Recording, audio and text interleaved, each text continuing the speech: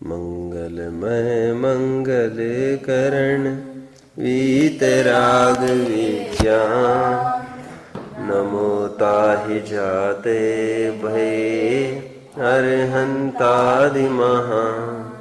करि मंगल करि हो महान, ग्रंथ करण को काश। जाते मिले समाज सब, पावे निज पद राज। थोड़ी सी और चर्चा करनी है। वैसे हमने क्रोध मान माय लोभ रूप कषायों की तथा हस्यरति अरति रूप नो कषायों की थोड़ी सी समय सापेक्ष चर्चा की है। थोड़ा कहा बहुत समझने वाले को इशारा काफ़ी रहता है। इसमें और हम इसको मैग्नीफाई कर करके, इसको एनलार्ज कर करके इसकी दुख रूपता हम हमारे दिमाग में ला सकते हैं, है ना।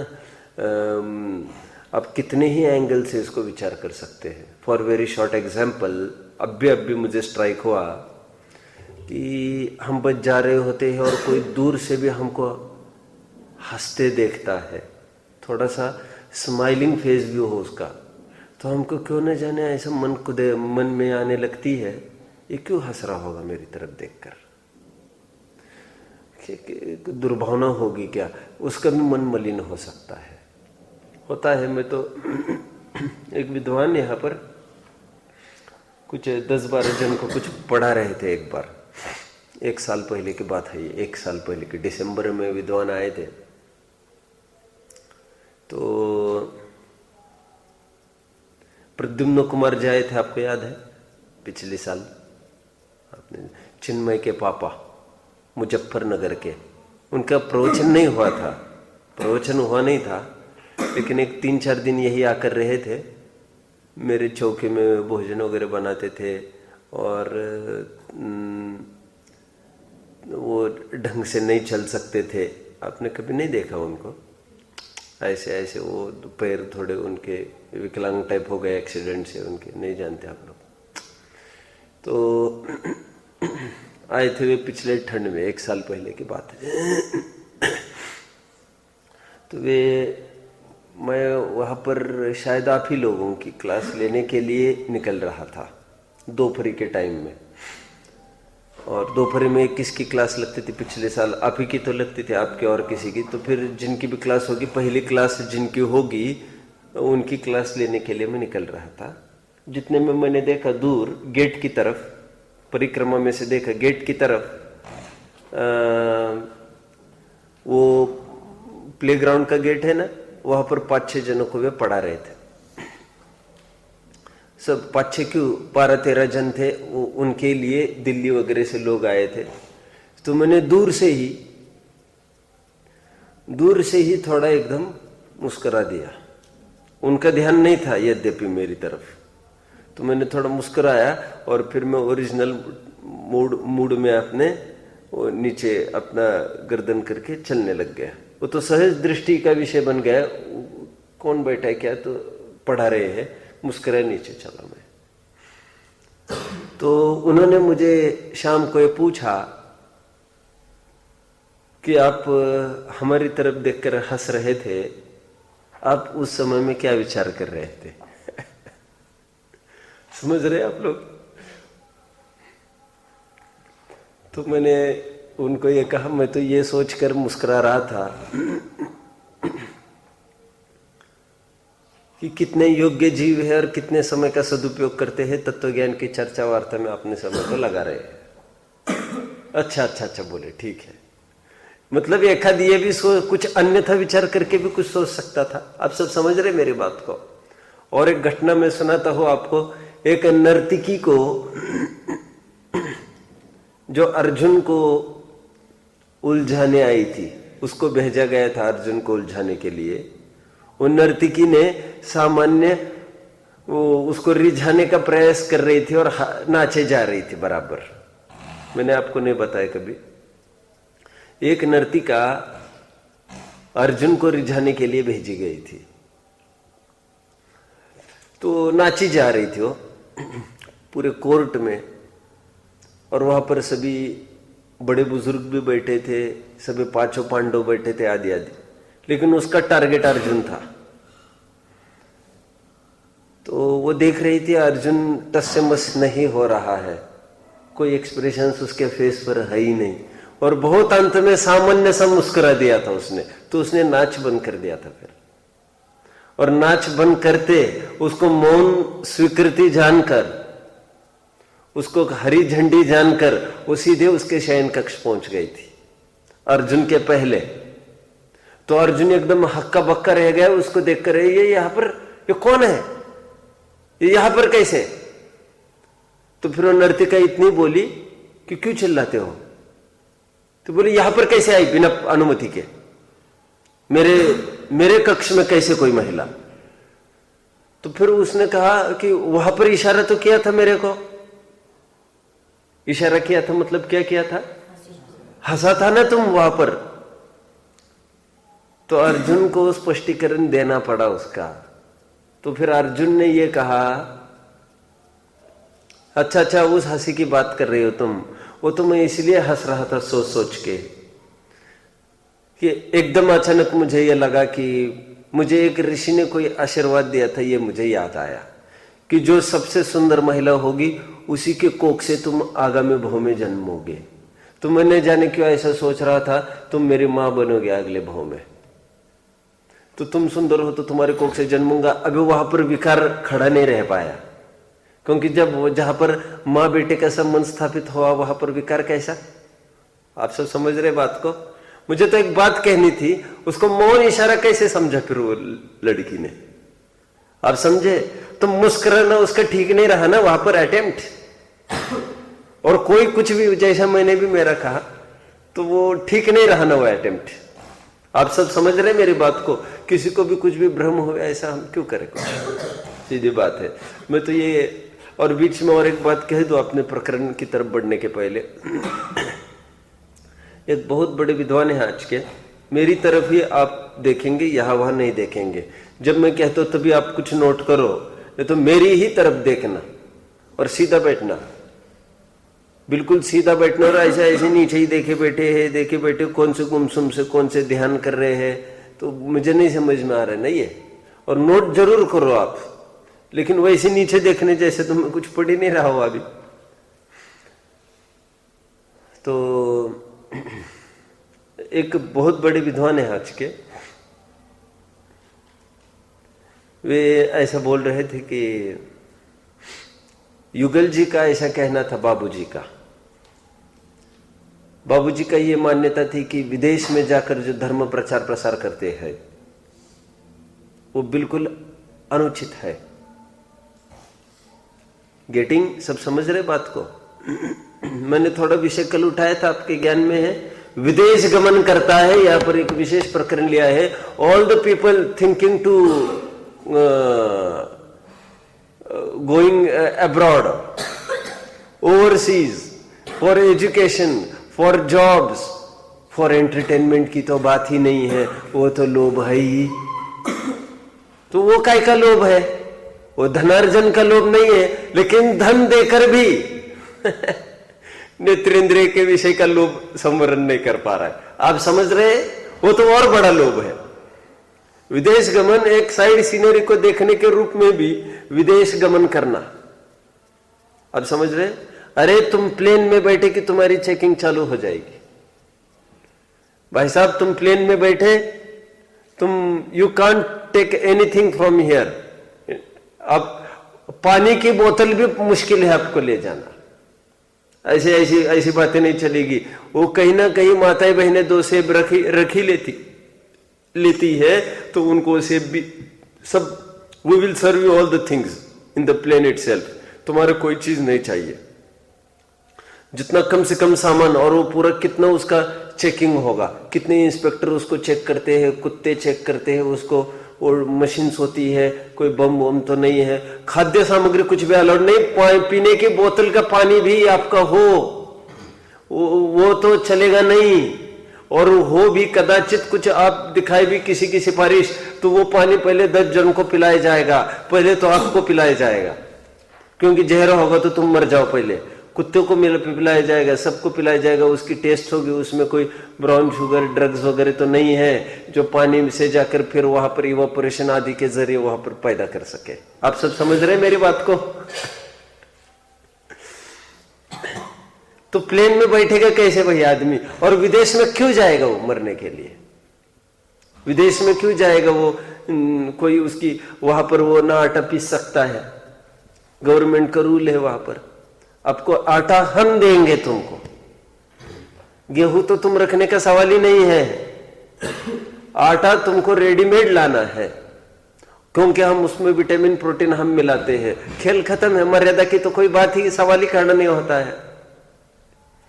कपड़े बाथरूम में धोएंगे नहीं चलेगा, आपको अलग सा धोबी आएगा, धोबी को ही देना है कपड़े, क्योंकि बाथरूम में फिर साबुन चला जाता है और डिटेक्ट करता है मशीन हमारा पोल्यूशन हो रहा है। वहां पर तो कुछ ही नहीं हो सकेगा जैसा आप चाहते हो। विदेश काय के ले जाएगा ये? तो याद आ रहा होगा आपको, पिछले साल मैंने एक प्रकरण पढ़ा था जैन सिद्धांत प्रवेशिका के बिल्कुल प्रारंभ में, 4-5 घंटों में एक प्रकरण पढ़ा था। उसमें पढ़ा था गोपाल दास जी ने एक प्रवचन में ऐसा कहा, उनको पूछा गया कि कोई विदेश में जाएगा तो मांस मछली खाकर सम्यक तो हो सकता है क्या? उन्होंने हाँ कहा था, तो उसको लेकर बहुत विरोध हुआ था उनका। तो मैंने वहां पर कहा था पिछले साल, आपको याद होगा, वो मरने जाएगा ही काय के लिए वहां पर? विदेश में क्या गाड़ा है उसका जो वहां पर जाए? वो पूरी संस्कृति की खदान भारत है ना। All the foreigners are looking towards India, कि वो ध्यान के लिए, योग के लिए, साधना धर्म आदि के लिए वो आकर्षण का विषय बना है, कल्चरल स्टेशन बना है इंडिया। तो ये विदेश में क्यों जाएगा? तो मुझे तो इतना ही कहना है। तो वो विद्वान ये कह रहे थे, उनको व्रती माना जाता है उन विद्वान को, तो वो ये कह रहे थे मुझे तो विदेश में जाना कोई खराबी नहीं लगती, जाना चाहिए, प्रचार करना चाहिए। वहां कौन प्रचार करेगा, वहां कौन प्रभाव करेगा, ऐसा ऐसा बोल रहे थे। बाबूजी क्यों मना करते, क्या मानो। मुझे बहुत अच्छी चीज अभी, now we will find a way out. ये 2 विचारधाराएं अपने सामने खड़ी है, अपनी इसमें से मार्ग निकलते। क्या विचारधाराएं हैं? आज नैरोबी में, आज कनाडा में, आज लंदन में, आज न्यू जर्सी में, आज सब जगह अपने जिनालय खड़े हुए हैं। आज वहां पर अपने जुलूस होते हैं, अपनी फेरिया होती है, प्रवचन होते हैं। ये क्या कम है? आप समझ रहे हैं मेरी बात को? ये क्या कम है? ये तो अपन तो अवेकनिंग चल रहा है, प्रचार प्रसार धर्म का। तो अच्छा ना, धर्म फैलने दो ना सब जगह। तो एक धारा ये है। दूसरी धारा ये है, प्रचार प्रसार के नाम पर भी विदेश में नहीं जाना, नहीं जाना। बाबूजी का आखिर तक कहना यह रहा। अपन दोनों में से रास्ता कुछ ढूंढना है। अपने को तो रास्ता में कौन सा ढूंढूंगा? जैसी मेरी थिंकिंग है उसके अनुसार ढूंढूंगा क्या? नहीं, जैसा टोडरमल जी यहां पर कह रहे उसके अनुसार। टोडरमल जी क्या कह रहे हैं? लोभ आदि के वशीभूत होकर भी विदेश गमन करता है। मुझे तो बीच में कुछ एक भाव आया देने का आपको। यस्टरडे इटसेल्फ मैं विनोबा भावे का जो मैं पढ़ा था बहुत टाइम पहले, उसकी कल मैंने नोट्स बना रहा था और कल पूरी हुई नोट्स बनाना। तो 3-4 लाइंस पे, अंतिम 3-4 लाइंस पर एक इंसिडेंट दिया है विनोबा भावे का। Latter part of his age, अपन ये मान के चल सकते हैं कि उसके मरण के काल का वो समय है उनके। तो वहां पर ये दिया है विनोबा भावे ने कि उन्होंने भोजन आदि छोड़ दिया, समाधि के लिए वे तैयार हो गए। तब की ये बात है, 78 की कोई बात होगी, जून 78।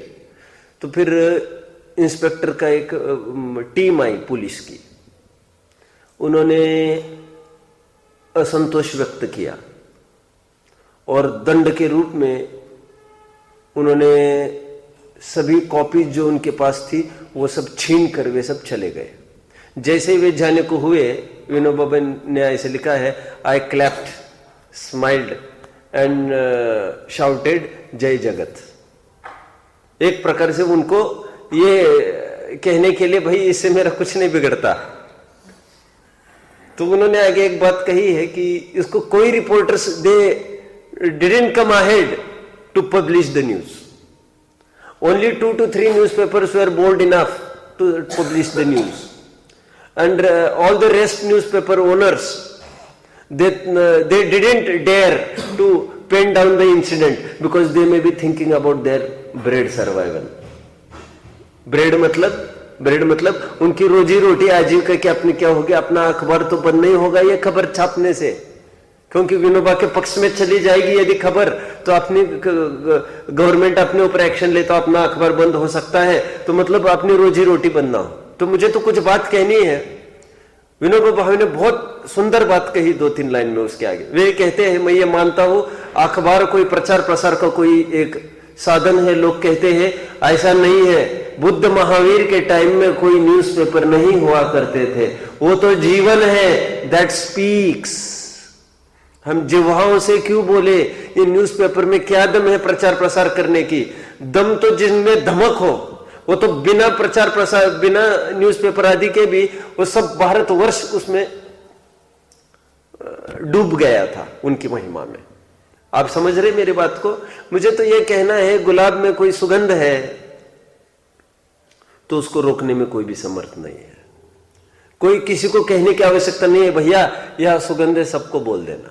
और वो फुलवारी क्या काम की? फुलवारी तो वो है लोग खींचते खींचते आए। मुझे तो इस प्रसंग में कुछ कहना है। क्या कहना है मुझे? क्या कहना होगा? क्या कहना होगा? मैंने क्यों विनोबा को क्यों बीच में लाया?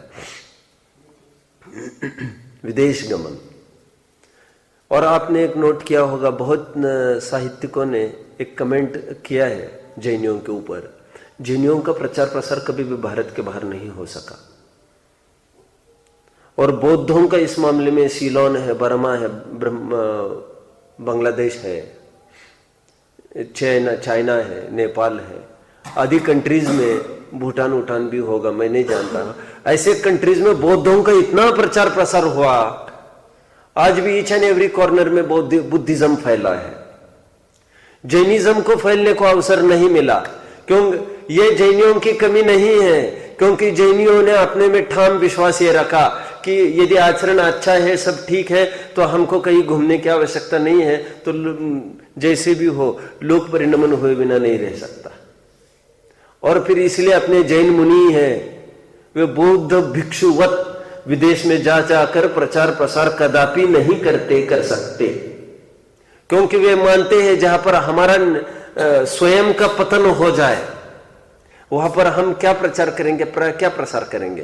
क्योंकि you will have to go waterways और या बाय एयरवेज, एंड दोनों में हमारी एरिया समिति नहीं पलेगी, तो ये पोपट पंछी किस काम की जिसमें हमारा ही धर्म नहीं टिकेगा। आप देख सकते हो चारों तरफ समुद्र से घिरे हैं, फिर जाएंगे कैसे मुनि? वो तो एक कल्याण मुनि कैसे गए समझ में नहीं आ रहा है सिकंदर के पीछे। तो वो, और वहां तक भी पहले ही आवाज थी जैन मुनियों की। Aristotle the guru of Sikandar had told Sikandar in advance only कि while coming you may bring some Jain monks here. तो मुझे जैन मुनियों को से कुछ सीखना है। मुझे क्या कहना है, जैन मुनि वहां पर गए तो तभी तो प्रचार हुआ, ये तो मत बोलो आप। अरे प्रचार पहले ही था, तभी तो वहां पर बुलाया गया उनको, ये मुझे कहना है। और वो कैसे गए, क्या गए, मैं नहीं उलझना चाहता। लेकिन जब भी अपन खबर पढ़ते हैं, मेरे पास कल एक जन ने अखबार ला कर दिया, आप लोगों में से कोई 12वीं वाले मंगलाती भाइयों ने, वहां पर एक अखबार में हेडिंग था, शुल्लक डैश डैश डैश सागर, अगले साल अमेरिका, मतलब उनका अगला चौमासा अमेरिका में होगा। उनको अमेरिका वालों ने खूब ऑफर किया, वहां चलिए। अब कैसे जाएंगे, आप सब समझ रहे हैं। और उनको एंट्री मिलेगी क्या विमान में? कितनी आपत्ति है, ऐसा नहीं चलता ना कुछ भी। और मैं कह रहा हूं अभी क्या रहा, मतलब अपना धर्म का प्रचार के नाम पर, मतलब केवल पोपट पंछी के नाम पर, समझ में आता है। तो मुझे तो कहने का भाव आया। चलिए आगे बढ़ते हैं अपने प्रकरण पे आगे। हस्य रति अरति कल हुआ। अरति को किस पैकिंग के अंतर्गत वो पुटअप करता है? मैंने कल कुछ बोला था, इसका नहीं बोला था। अरे अच्छा माहौल तो चाहिए, अच्छी कंपनी चाहिए, और संयोग अच्छे नहीं हो तो कैसे धर्म करे, कैसे धर्म करे, कैसे धर्म करे, उसके नाम पर छटपटाता रहता है वहां से छुटकारा पाने के लिए। तो वो घर में तो ऐसा माहौल है, घर में तो ऐसा माहौल है, ये सास ऐसे, ससुर ऐसे, और देखो मन अच्छा हो तो भी तो धर्म होता है, मन अच्छा हो तो भी तो धर्म होता है। करता रति है और पैकिंग किसकी दे रहा है? अच्छा माहौल चाहिए, अच्छा माहौल चाहिए, अच्छी कंपनी हो, अच्छा सहयोग हो। इस अंतर्गत इसको पुटअप करते रहता है। अभी आगे बढ़ते हैं। हास्य रति अरति शोक, इसको लोक में किस प्रकार पुटअप करते हैं हम देखते हैं। अब विनोबा की ही याद आई तो विनोबा की ही याद में मैं बताऊं, आप जानते होंगे Vinoba was very strong follower of Mahatma Gandhi. महात्मा गांधी ने एकदम टॉप उनके क्लोज वंस की यदि लिस्ट बनाए तो Vinoba Bhave would stand the top most. तो एक जगह विनोबा भावे ने ऐसा लिखा है कि जब Gandhi ji was shot when yesterday 30 जनवरी को जब गांधी जी को मारा गया था, तो ये खबर जैसे ही विनोबा के पास पहुंची तो विनोबा स्टार्टेड थिंकिंग, उस समय में यदि होता तो मैं सभी गोलियां मेरे छाती पर झेलता। वो कौन ताकत है जो मैं गांधी जी को नहीं बचा पाता? धिक्कार है मेरे ऊपर, उस समय में मैं गांधी जी के पास नहीं रहा। ओके, ठीक है, ये अपनी गुरु भक्ति है उनकी अपनी, ठीक है, वेरी गुड। मुझे तो और दूसरी बात कहनी है, लेकिन जिस समय गांधी जी मरे और उनको ख्याल में आई, वे रोए नहीं, वे बिल्कुल 2 दिन बिल्कुल नहीं रोए।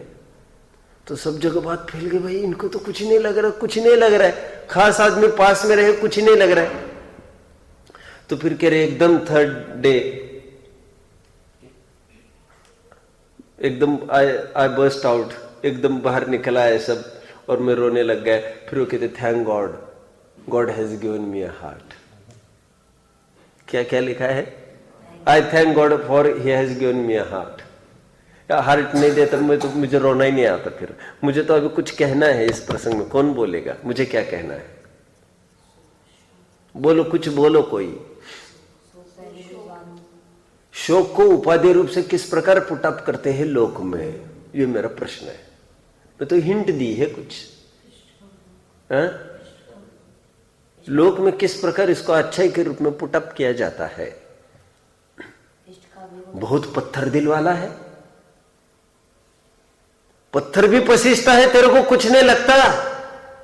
हमको ये लगता है कि कोई मरा है और ये रो नहीं रहा है, क्या अब नॉर्मल है क्या आदमी नहीं है क्या तू? पत्थर दिल का कहकर उसको डिस्कार्ड किया जाता है। डिस्कार्ड समझ में आता है? उसको हटाया जाता है उसको। अरे ये मानव में इसकी गिनती नहीं है कहते, मतलब कोई मरा है तो भाई रोना चाहिए, तुमको दुख होना चाहिए। ये लॉजिकल थिंकिंग ये चलता रहता है लोगों का। अभी शोक के नाम पर, और देखो फिर उनको कितना प्रेम है, कितना प्रेम है। उन्होंने 10 दिन कुछ भोजन नहीं किया, बराबर रोते जा रहे, और वो दुनिया की प्रशंसा बटोरते रहते हैं ऐसे लोग। और यहां पर यह कहा जा रहा है, अब तत्व और सूत्र में अगले साल पढ़ सकते हैं, अगले साल 10वीं में ही है ना तत्व और सूत्र, 10वीं में पढ़ा जाता है। वहां पर आप पढ़ेंगे साता वेदनीय के आश्रव के कारणों में शोक को गिनाया है। शोक, आताप, आक्रंदन, ऐसा स्पष्ट उसमें शब्द है। ओके, जो शोक करेगा उसको असाता वेदनीय का आश्रव होगा। और असाता वेदनीय का आश्रव क्यों होगा? क्योंकि तुमने पाप किया है। शोक कब होता है? हास्य रति अरति। अरति कब होती है? मैंने कहा था अनिष्ट संयोगज, ऐसा बोल रहा था। शोक अनिष्ट संयोगज में भी होता है और इष्ट वियोगज, ये दोनों के काल में होता है। शोक दोनों तरफ होता है। हमारे को इष्ट जन चला गया, देखो ना रामचंद्र जी की कैसी हालत हो गई है।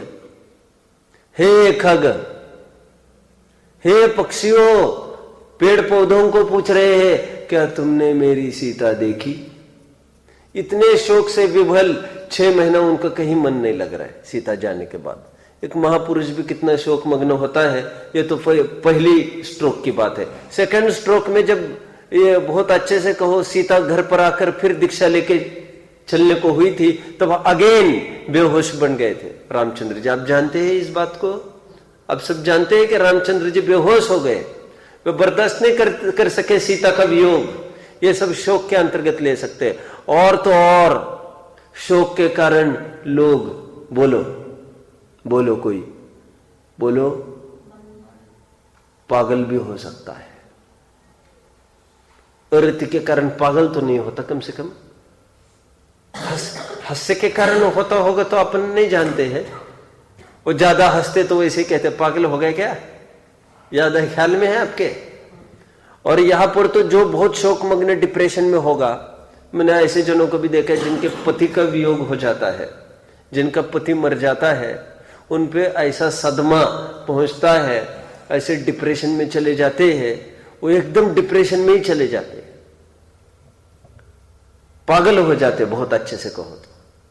बस उनका मेंटल बैलेंस बिगड़ जाता है। बहुत होता है ऐसा, पति मर जाए। आपने ऐसा नोट किया है, कहीं नोट किया है ऐसा फिल्म वगैरह में? नहीं किया है। फिल्म टीवी देखता है बदतमीज? हाँ बोलो।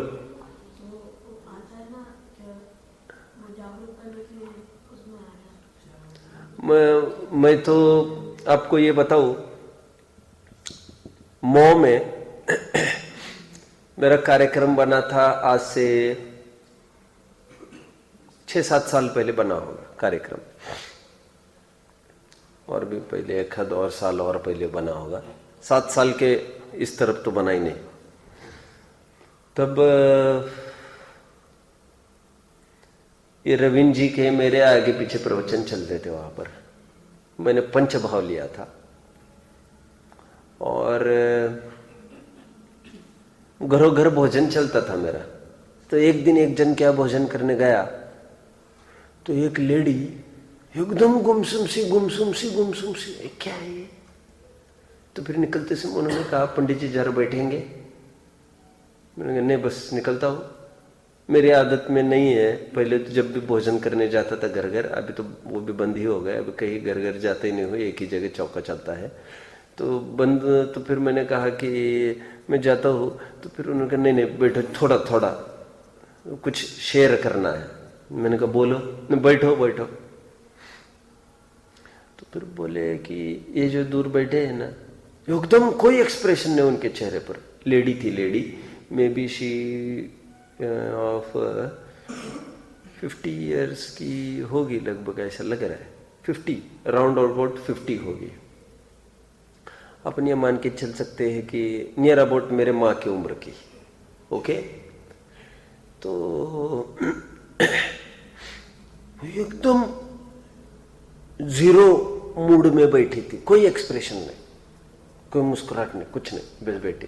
और सभी अच्छे से बात कर रहे थे घर वाले, और वो एक तरफ। तो बोले कि इनके ऐसे ऐसे प्रॉब्लम है। बोले, मैंने कहा अच्छा। इतना सैडनेस फील हुआ, इतना सौरन हुआ मुझे अंदर में, इतनी पीटी सिंपैथी हुई उनके प्रति। अरे कैसे प्रतिकूलता, और बहुत पैसा उन लोगों के पास, बहुत पैसे वाली पार्टी है। क्या करता है पैसे? मैंने कहा how did this thing happen? बोले ग्वालियर में एक लड़की पढ़ती थी हमारी, तो हमने सोचा ग्वालियर में अभी लड़की को पढ़ने भेजा है, तो फिर उसके साथ कौन रहेगा। वैसे मैं बीच में एक बात कह दूं आप सबको, आपकी कोई बहनें होगी यदि, तो बहुत अच्छा स्थान खुला है उदयपुर में, वो शास्त्री कर सकते हैं आफ्टर 10th, क्योंकि बाहर बहुत समस्या है, शील की आपत्ति है, अच्छा माहौल, अच्छा सहयोग, बिगड़ने के अधिकांश अवसर अभी चालू होते हैं।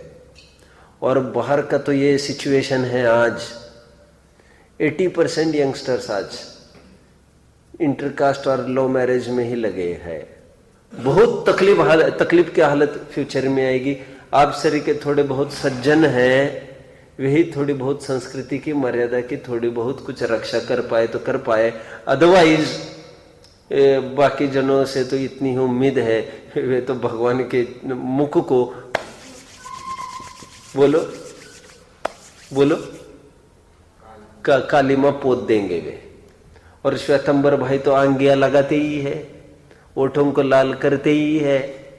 अब जानते हैं हम इतना करें, और जैन भाई हम और वो कोयले के हाथ लेवे और भगवान को हम भी कालिया पोत देवे।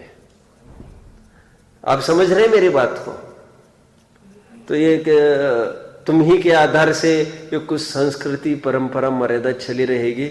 हमको कोई सेठ सुदर्शन की आवश्यकता है, समझ में आता है? और सैल्यूट टू सच पर्सन्स जो अपनी जान की कीमत खोने पर भी जैनत्व को सुरक्षित रखते हैं अपनी मर्यादा से। और जो थोड़ी थोड़ी बातों में फिर मर्यादा भंग, फिर मर्यादा भंग, फिर मर्यादा भंग, उसकी कोई वैल्यू क्रेडिट नहीं हुआ करती। समझ में आता है? जो इफेक्टलेस पर्सनालिटी होती है वो आकर्षण का विषय बनती है। जो प्रभावित नहीं होता परिस्थितियों से, आकर्षण उसको लेकर होता है। आप समझ रहे हैं ना मेरी बात को? मैं कुछ कह रहा था वैसे, तो फिर मैंने कहा उनको, तो ये माँ भी चली गई लड़की के साथ वहां पर। तो इसलिए भी मैं लड़कियों को पढ़ाने लिखाने के पक्ष में नहीं हूं, मैं सीधी बात कह दो, क्योंकि देयर इज नो प्रॉपर माहौल आउटसाइड। जैनियों का माहौल ही नहीं है। मैं तो यहां तक मानता हूं कि जैनी बच्चों को भी, लड़कों को भी, बॉयज को भी अपनी खान पान की मर्यादा का भंग होता है तो वो भी माहौल बिगड़ देते हैं। फिर आगे वो नहीं बन पाती वो व्यवस्था, कुछ वो भय खत्म होता है उनको। तो उन्होंने कहा कि एकदम वहां चले गए बोरे ग्वालियर, फिर दिन भर वे अकेले रहते थे कमरे पर, और लड़की चली जाती थी स्कूल पढ़ने, और यहाँ पर हमको निरंतर बात करने की आदत है सब मिलके। उनको एकदम सदमा पहुंचे, कुछ एकदम डिप्रेशन में चले गए वे। हुआ कोई, मरा कोई नहीं। अभी भी मुझे उनका घर याद आ रहा है प्रॉपरली। मैं नाम वाम कुछ नहीं जानता उनका, लेकिन वो बोले वो पूरे डिप्रेशन में चले गए। और क्या शौक क्या हुआ है, आदमी इतनी सामाजिकता को लिए है, वो अकेलापन बिल्कुल बर्दाश्त ही नहीं करता आज।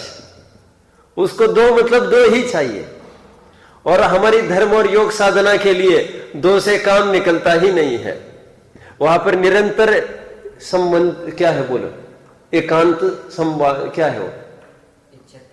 इच्छति एकांत संवासम। क्या कहा मैंने? जो एकांत का वास निरंतर विचार करेगा, he will be a victorious person। बाकी फिर वो हाथ में कुछ नहीं आना उसके। मैंने क्यों कहा ये सब? शोक। और कितनों की हुई। वो वीरसेन जानते हैं आप?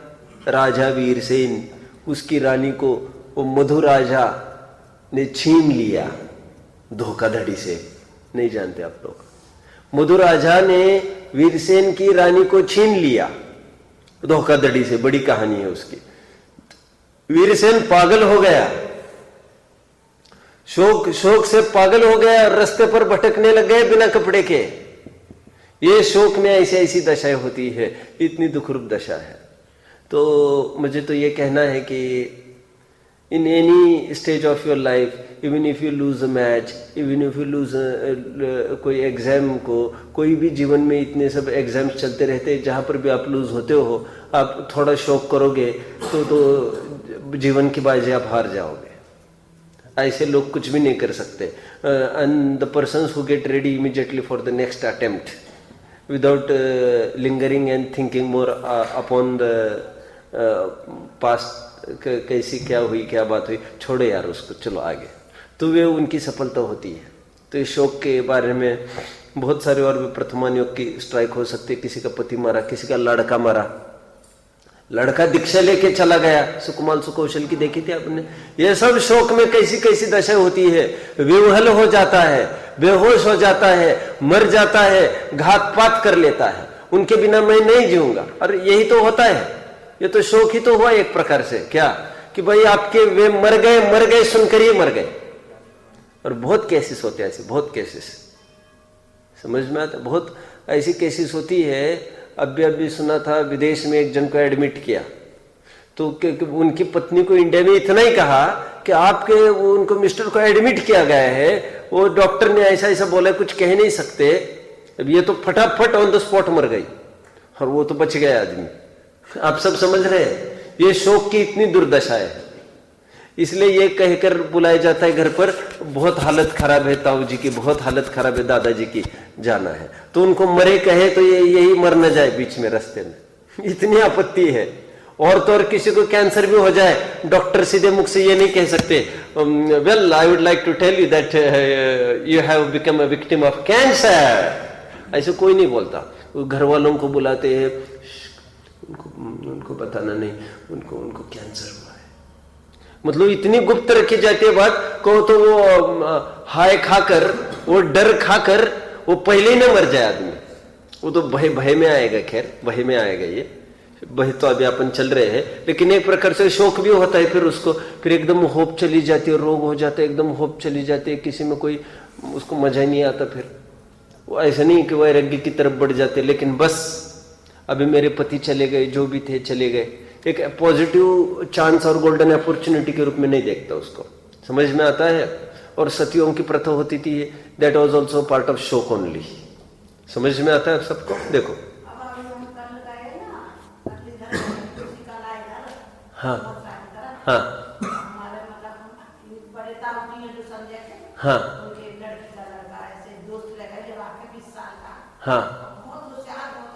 हाँ हाँ हाँ क्या क्या बोल दिए? रेल के नीचे धक्का दे दिया लड़के को। किसने? दोस्तों ने। अरे हाँ। चार दोस्त लगे जब आके घर से बतला के समझे। मामा के पास आई, यहाँ पर उसका सिम फोन सब सामान तो छिप ले लिया, पर्स में 20,000 और फिर सिम पुलिस वाले ने सिम देख के किसी अपने फोन में डाल। आप समझ रहे? दोस्तों ने तो पकड़े गए क्या दोस्त?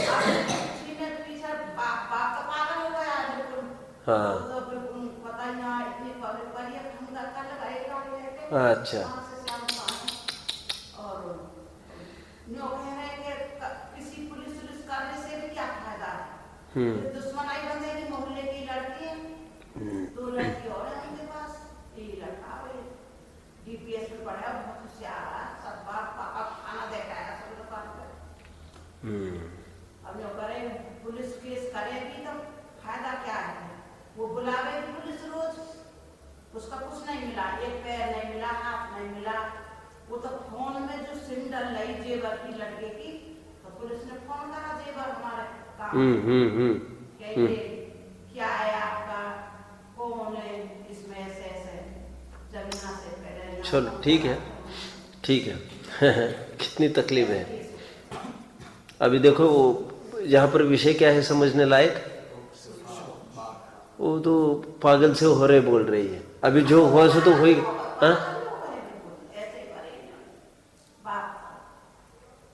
कैसी दशा है, पढ़ते हैं देखो। तथा जब शोक उत्पन्न होता है तब इष्ट का वियोग और अनिष्ट का संयोग होने से अति व्याकुल होकर संताप पैदा करता है, रोता है, पुकार करता है, असावधान हो जाता है, अपने अंग का घात करके मर जाता है। मुझे नहीं जीना, मुझे नहीं जीना कहते आदमी, मर जाता है। पागल होना है भले नहीं लिखा है, इसमें और ऐड कर सकते पागल। आप समझ रहे हैं मेरी बात को?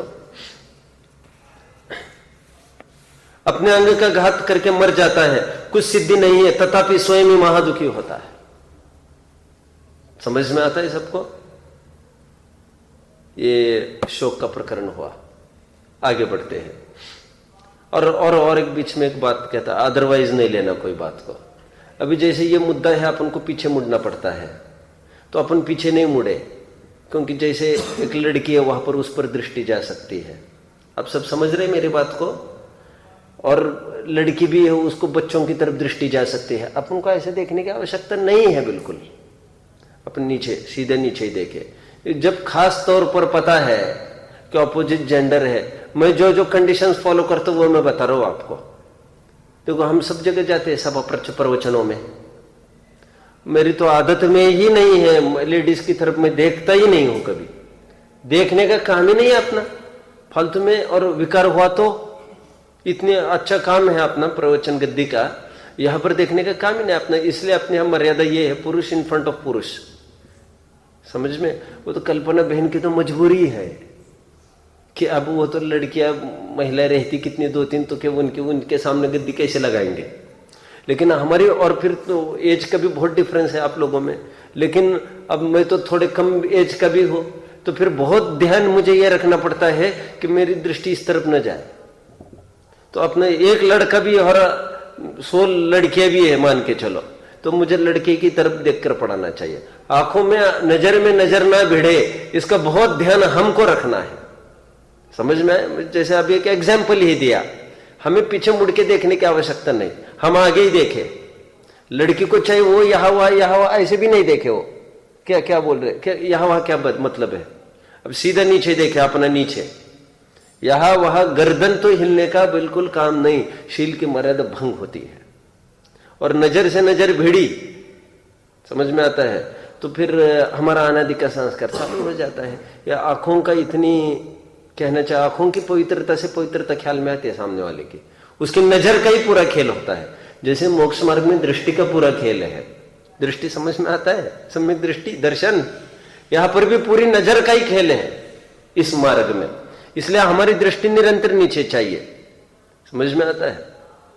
चलो चलो, ये कितनी बातों को देखो। अभी मतलब ये घटना अपन सुना ही रहे थे, जितने में घटना इन्होंने सुना दी, मतलब इसमें बहुत सारी शिक्षा है अपने को, केवल 20 साल का। और दोस्त कहते हैं आप जिनको, इसलिए मैं हमेशा एक बात कहता हूं, फ्रेंड सर्कल हमारा अच्छा होना चाहिए।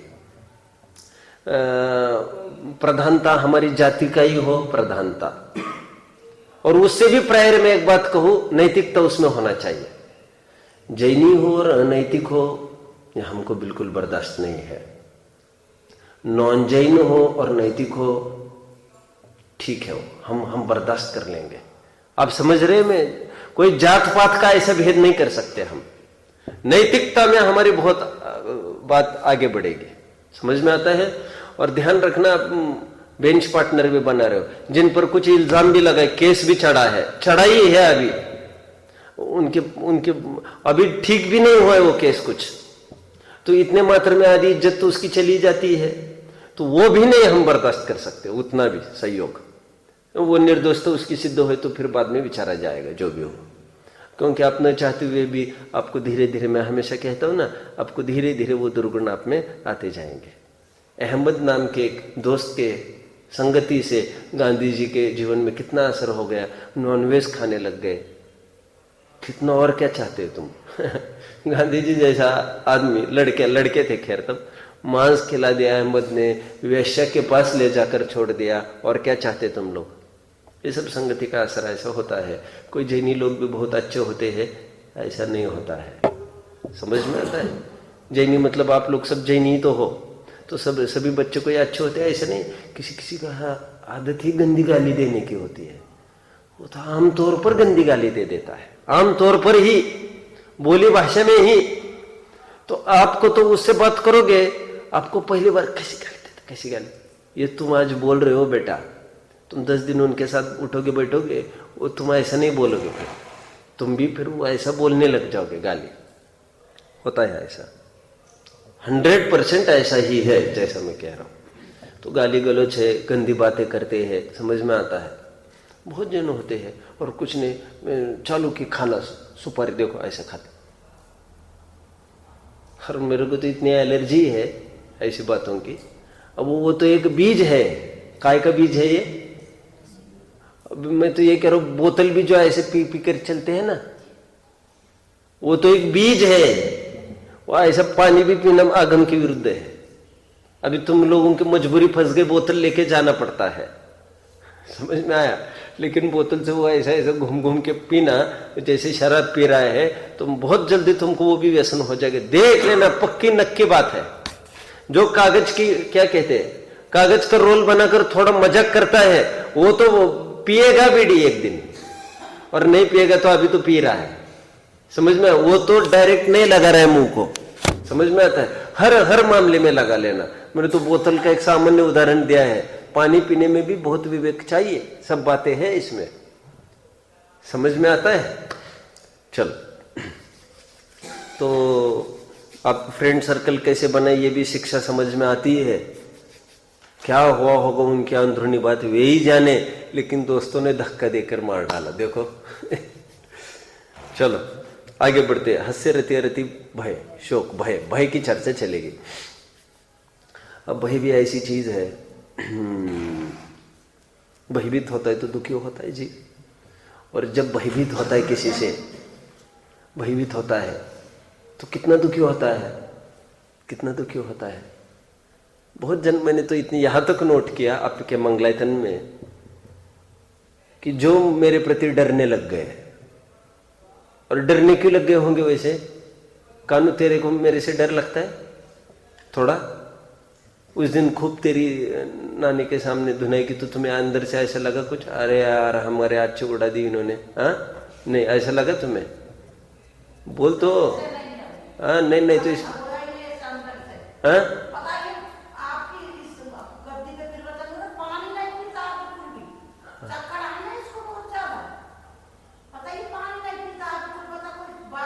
कौन सी, कब, क्या बोल रहे? रात्रि में क्या? नहीं, रात में ना, दिन में भी नाती मैं खाने के साथ जला तो लेता हूँ तो कहीं स्कूल भी नहीं ले जाता ये पानी, खाना भी नहीं ले जाता है। नहीं नहीं, रात में तो पियो, ये तो मैं बिल्कुल नहीं कहूंगा। सुनो, दिन में पूरा पियो ना। फिर कितना ध्यान रखते हैं भाई तुम? हैं? हाँ हाँ हाँ, ध्यान रखा करो। चलो कहाँ तक आए अपन? भय भय। मैं ये कह रहा हूं, जब किसी से भयभीत हो जाता, मैंने यहां तक ऐसा देखा है कि मैंने इसका थोड़ा सा टेस्ट किया उस दिन सिद्धार्थ का, और सिद्धार्थ को डराने का प्रयास किया मैंने 2-3 महीने के पहले। याद है तुम्हें? तुम्हें याद नहीं? 2-3 महीने के पहले तुम मेरे पास आए थे, याद है कुछ? याद आ रहा है? तो मैंने इसको डराने का प्रयास किया एकदम।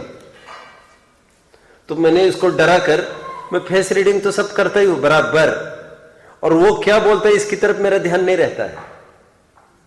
मेरा पूरा, मैं रीडिंग करता हूं उसके एक्सप्रेशन को, और मैं तो जो पढ़ना है वो मैं पढ़ लेता हूं। मैं तो दूसरों के कहने पर मैं बिल्कुल कभी जाता नहीं हूं।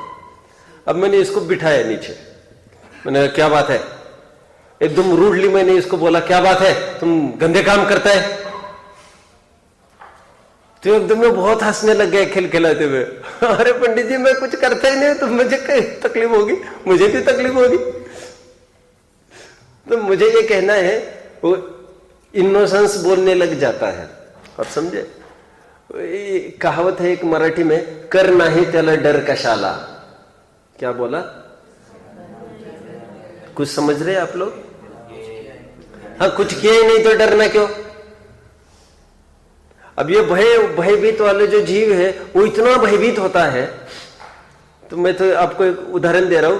मैंने जैसे एक बच्चों को कहा, क्या कहा, तुम बाल जो रखते हो वो ठीक नहीं रखते हो, ये फैशनबाजी मेरे को बिल्कुल बर्दाश्त नहीं मेरे क्लास में। नहीं तो बेटा जब भी तुम, मैं यदि फिर मुझे घुसना पड़ेगा अंदर, मेरी चलती है कि नहीं इसके लिए तुम भी मेरे को चैलेंज मत दो बाबा, और मुझे भी नहीं आजमाना है। समझ में आता है? 1 सेकंड में तुम्हारी छुट्टी हुआ ऐसा तो मैं नहीं चाहता। लेकिन मैं इतना कहा, मैं तुम्हें मार्क और तुम्हें मैं मिलने नहीं वाले बिल्कुल। तुम कहोगे हमने तो पूरा आंसर शीट लेकर, सब कहा गए मार्क, ये बकवास मेरे सामने बिल्कुल नहीं चलेगी, क्योंकि मार्क से कुछ नहीं होता। समझ में? ये हीरोगिरी नहीं करना है यहाँ पर। तुम्हारा पूरा एक एक्टिविटी पे तुम्हारा वैल्यूएशन करूंगा मैं। तो वो लड़का क्या करने लग गया, जब दूर दिखा, वो दूर उसने मुझे देख लिया, वो ये समझ रहे पंडित जी ने हमको नहीं देखा। वो बराबर कल्टी देकर फटाफट जम करके एकदम बीच में से निकल जाता था, मेरे सामने आता ही नहीं था वो। और वे समझता था मैंने उसको देखा ही नहीं, और मैं भी उसको ज्ञान नहीं कराता था कि मैंने उसको देख लिया। समझ में आता है? तो वो मेरे को कितना बेवकूफ समझ रहा है, समझ में आता है? अरे बाबा तुम मेरे को क्या, लेकिन मैं सोचता था ये मेरे से डर के क्यों करता है कोई काम। अब फिर उसने हेयर स्टाइल जो मुझे पसंद नहीं, वो हेयर स्टाइल उसने बना रखी है, तो मेरे सामने वैसे अच्छे में आता था, फिर मैं पीछे चला गया, फिर एकदम फिर वैसा। वो क्या समझता था, बेटा इंद्र 1000 आंखें करके देख सकता है, तो मेरी निगाह से तुम बचे रहोगे, ये बहुत बड़ी बात है। ये तो हमारा कंसिडरेशन है कि हम तुमको कुछ नहीं बोल रहे हैं। ऐसा नहीं है कि हमारे आंखों में नहीं आती बात, हर एक, लेकिन कहां तक हम उलझेंगे बाबा, तुम्हारे पीछे नहीं उलझना चाहते ना हम। तो फिर मुझे तो ये कहना, भय और भय के वशीभूत होकर लोग कहां छिप जाते हैं, अरे अंडरग्राउंड हो जाते हैं। लादेन जानते आप? लादेन, ओसामा बिन लादेन कहते हैं, उस डेयरिंग थी, उसने वर्ल्ड ट्रेड सेंटर को उड़ाया। मैं कह रहा हूं एक नंबर का बुज़दिल आदमी था। क्यों बुज़दिल आदमी था? आज यहां रहता था, जानते ना, अंडरग्राउंड रहा वो सालों तक, अंडरग्राउंड। और अंडरग्राउंड में भी आप जानते हैं लादेन का, आज यहां दोपहर में नेक्स्ट स्टेशन, गुफाएं अंदर तक बनाते हैं, भोजन की पूरी सामग्री अंदर, और इतनी सामग्री कि 15-15 दिन उनको खोलना नहीं पड़े, सब व्यवस्था अंदर, पता नहीं चले आखिर तक। फिर यहां, फिर वहां, सालों ऐसे घूमते रहे ये। और फिर एक जगह जहां बसे थे, जानते ना आप लोग, पाकिस्तान के थोड़े बाहर इंटीरियर में, वहां पर भी भून दिया बराबर सबने। जानते ना कि प्लेन्स ने आकर कैसे उनको भून दिया। से 3-4 साल पहले की बात है क्या? कितने साल मुझे याद नहीं है ज्यादा, 12 की बात है, 12-13 की बात हो गई, 3-4 साल पहले की बात है। सब ने वो पहरेदार से लेकर सबको भून दिया धड़ाधड़। अभी मैं क्यों कह रहा हूं, कितना भयभीत जीवन जी रही है। चोरों के पुरना बसे, क्यों? वो चोर चोरी करेगा, रखेगा कैसे? तो उसके वो चोरों के पुरना बसे, वो कभी घर नहीं बसा सकता चोर, ध्यान रखना, क्योंकि इतना डरा है वो सामने वाला शिथिल भी हो जाए ढूंढने में, लेकिन इसको निरंतर तलवार चलती रहेगी, अभी आएंगे, यहां भी आएंगे, वहां भी आएंगे, भागो भागो भागो। कभी अंडरग्राउंड करता है, कहां छिपता है, ऐसी जगह भी छिपता है जहां पर मरण भी हो जाए। अरे लैट्रिन में भी छिप सकता है वो गंदगी भी नहीं विचार करेगा, वो भय की इतनी दुर्दशा हो जाती है। देखो, तथा जब भय उत्पन्न होता है तब किसी को इष्ट वियोग व अनिष्ट का सहयोग का कारण जानकर डरता है, भागो भागो डरता है। समझ में रहे? मैंने इसलिए एक बार कहा था, फिर किसी को लगने लगता है सो जा बेटा, नहीं तो। समझ में आया? फिर वो जब तुम उठते बैठते फिर हर सांस में तुम उसी का नाम रटते जाओगे, भाई इनकी आफत ना आ जाए, इनकी आफत ना आ जाए। आफत क्यों? वो डरता है, बस दैट्स ऑल। और डरने का कोई कारण, कोई टेरर पैदा कर रहा है ऐसा नहीं है कुछ। हमारे यहां नैतिकता है, चोर है, मैंने कहा ना, चोर है, पुलिस को देखेगा तो सहज ही डरेगा, वेरी बाय चांस। पुलिस को तो कोई पता भी नहीं है कौन चोर है कौन नहीं, लेकिन बस वो नॉर्मल नहीं रह सकता उनके सामने। संयोग का कारण जानकर डरता, अति विफल होता है, भागता है, छिपता है, शिथिल होता है, कष्ट होने के स्थान पर पहुंच जाता है, मर जाता है, सो दुख रूप ही है। गेटिंग? ओम नमः।